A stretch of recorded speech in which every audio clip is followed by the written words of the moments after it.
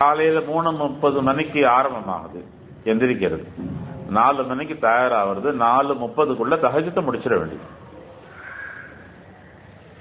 4:30 மணிக்கு திக்ர் ஆரம்பமாகுது, அதுக்குள்ள நம்ம எல்லா வேலையும் முடிச்சிட வேண்டியது. 4:30க்கு திக்ர் ஆரம்பிச்சாக்கா இதுல 5:45 வரைக்கும் எழுதியிருக்காங்க. 6 மணிக்கு நம்ம 6 மணி வரைக்கும் திக்ர் செய்யறோம். ஏன்னா சூரிய உதயங்கிறது ரொம்ப நேரம் இருக்கு. ஏன்னா கிட்டத்தட்ட 7 மணிக்கு தான் இஷ்ராக்கே தொழுகிறோம். ஒரு 1.5 மணி நேரம் நம்ம திக்ர் செய்யறோம். 6 மணிக்கு ஃபஜ்ர் தொழுகை, அதுக்கப்புறம் 6:55 வரை தாலீம் சில்சிலாவுடைய இந்த நூல்களை நம்ம பெரும்பாலும் படிக்கிறது வாய்ப்பு இருக்க மாட்டாங்க. மொழி தெரிஞ்சவங்களும் கூட தெரியாதவங்களும் கூட. ஏன்னா நமக்கு உருது மொழி தெரியாதனால நம்ம இந்த நூல்களை புரட்டியே பார்க்கறது இல்லை. இந்த வாழ்க்கை வழிமுறைகளை முழுசும் இதுல குறிப்பிடப்பட்டிருக்கு. ரூஹை பத்தி நீங்க உலகத்துல எங்க போய் உட்கார்ந்தாலும் பேசுறதுக்கு ஆள் கிடையாது, சொல்றதுக்கு ஆள் கிடையாது. இத விரிவாக்கத்தை நம்ம காதல சேர்க்கறது யாரும் கிடையாது. இந்த ரூஹை பத்தியே எல்லா நூல்கள்லயும் இருக்கு. ஆன்மீகம் சொல்லக்கூடிய, ஆன்மான்னு சொல்லக்கூடிய, ஆத்மான்னு சொல்லக்கூடிய ஒன்னு பேசினா வெளியில இந்து யோகி இல்ல அவனுடைய முறைகள் உள்ளவங்க யோகா செய்யறவங்க பேசுறாங்க. இருந்தாலும் அவங்களுக்கு அந்த முழுமையான அறிவு இருக்கா? அவங்க பேசும்போது உடல் அமைப்புகள், உடல் கூறுகள், இதனுள்ள உள்ள நரம்புகள், இதனுள்ள உள்ள எலும்புகள் எப்படி எல்லாம் யோகால பிரதிபலன் கிடைக்குதுன்னு பேசுறான்.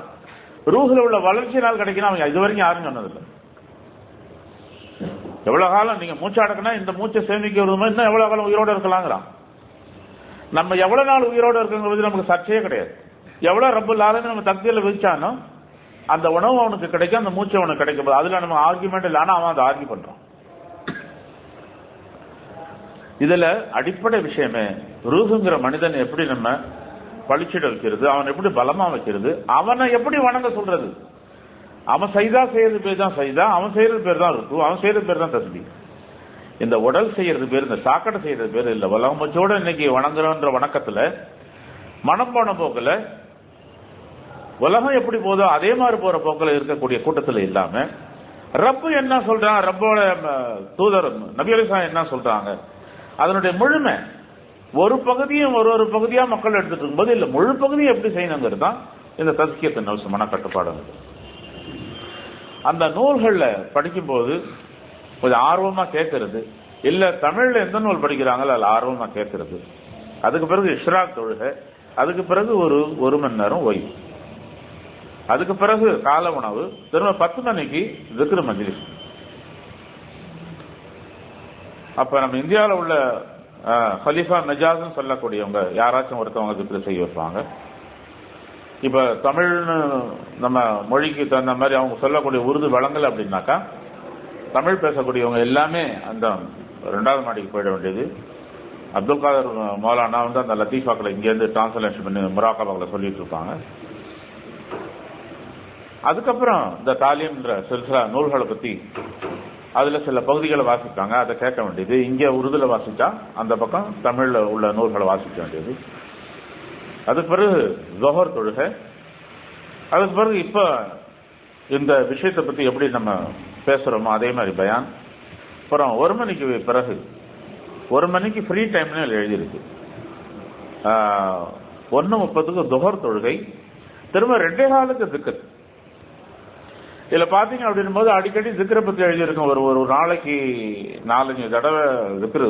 ஏன் அப்படின்னாக்கா ரூஹுக்கு மனிதனுக்கு உடலுக்கு எப்படி அந்த உடற்பயிற்சியும் உணவையும் கொடுத்தா உடம்பு எப்படி பலமா காட்டுதோ அதே மாதிரி ரூஹுக்குங்கிறது அந்த உணவு, அடிப்படை உணவு, அந்த நூறு, அந்த ஒளி எதுல இறங்குதோ அந்த கல்வி திக்ர் இந்த தொழுகை வணக்கங்களை செய்யும் போது ரூஹு பலமா இருக்கு. எப்படி உடல் பலமா இருந்தா உலகத்தில் உள்ள நிலையை சொல்லுதோ ரூஹு பலமானா அல்லாஹ் பத்தி சொல்லுது. இப்ப அதனாலதான் அது அடிக்கடி திக்ர் செய்யப்படுது. 2:15க்கு கல்வி திக்ர், 3 மணிக்கு மதிய உணவு, அதுக்கப்புறம் 4:30 மணிக்கு கொஞ்சம் ஓய்வெடுத்த பிறகு தயாராகிறது அசர் தொழுகை 5 மணிக்கு, அதுக்கப்புறம் திரும்பவும் திக்ர்.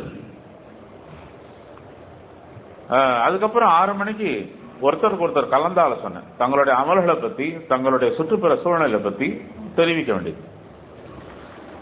அதன் பிறகு இதுல 7:45 கல்வி திக்ரும் போட்டிருக்கோம், 6:45 தான் கல்வி திக்ர். 6:30 மகரிபுக்கு தொழுகை முடிஞ்ச உடனே கல்வி திக்ர் 7:45 முடியுது. இஷா தொழுகை 8 மணிக்கு, திரும்ப இரவு சாப்பாடு. அப்புறம் 10லேருந்து 10:30 வரைக்கும் யாராச்சும் தங்களுக்கு ஏற்படக்கூடிய அனுபவங்களை சொல்ல வேண்டியது. இது ஒரு நாளைக்கு உள்ள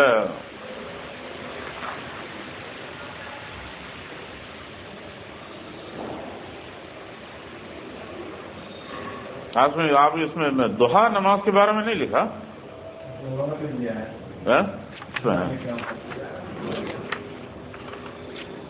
नहीं, ये तो किस नमाज में कितना रकायत लिखा?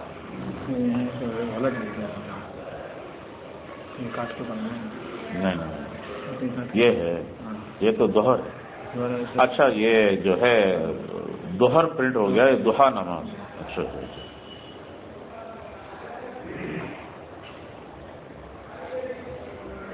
துஹா தொழுகை, இதுல 12 காலுக்கு துஹா தொழுகைன்னு எழுதியிருக்கு.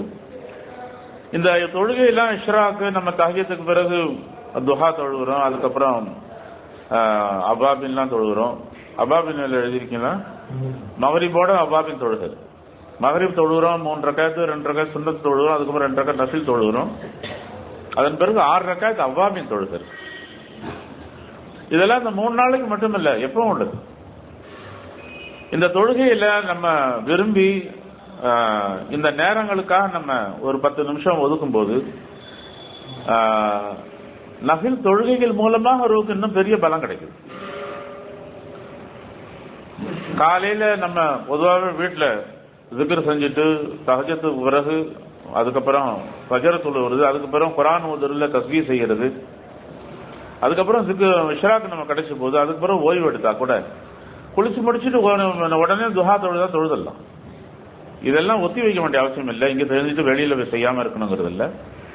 மகரிப் தொழுது தான் போறோம், மகரிப் தொழுது கூட சேர்ந்து ஒரு 6 ரக்காயத்து அவாபின் தொழுதலாம். இந்த வழக்கங்களை நீங்க தொடர்ந்து செஞ்சு பாருங்க, ஒரு தனி பலம் தெரியும்.